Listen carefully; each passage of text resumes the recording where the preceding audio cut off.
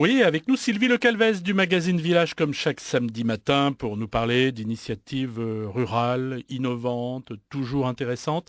Et ce matin, nous partons dans la Creuse, Sylvie, pour nous parler d'une coopérative, j'allais dire pas tout à fait comme les autres. Oui, une coopérative ressourcerie qui s'appelle Court-Circuit à Felletin, dans la Creuse, donc en plein milieu rural.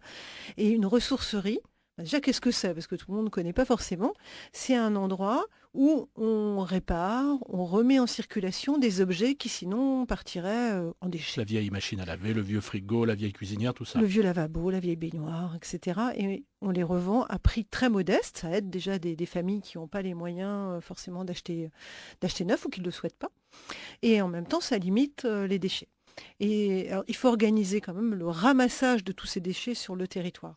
Alors cette initiative court-circuit sous forme coopérative, ce qui est intéressant, c'est la façon dont elle a émergé. Déjà, ce sont des jeunes ingénieurs franciliens, donc quand même des gens du Grand Paris qui vont s'installer dans la Creuse. Il n'y en a pas tant que ça, en tout cas pas des jeunes, on voit surtout arriver des gens plus âgés. Et cet ingénieur, il a découvert les ressourceries dans le nord de la France, assez précurseur dans le domaine.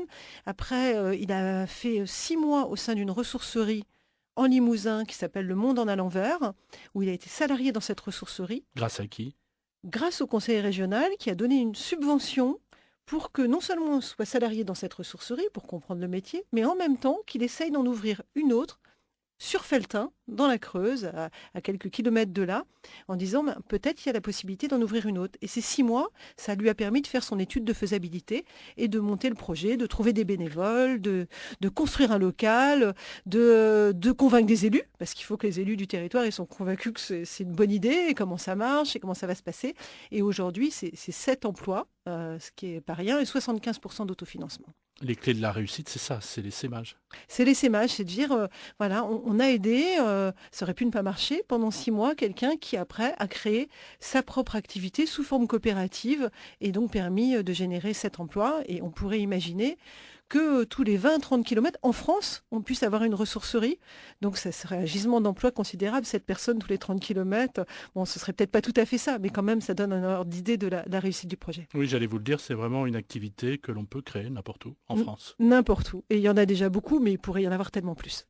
Merci Sylvie Le Calvez du magazine Village. Un article à retrouver donc dans le numéro 121 de ce magazine. À la semaine À prochaine. la semaine prochaine.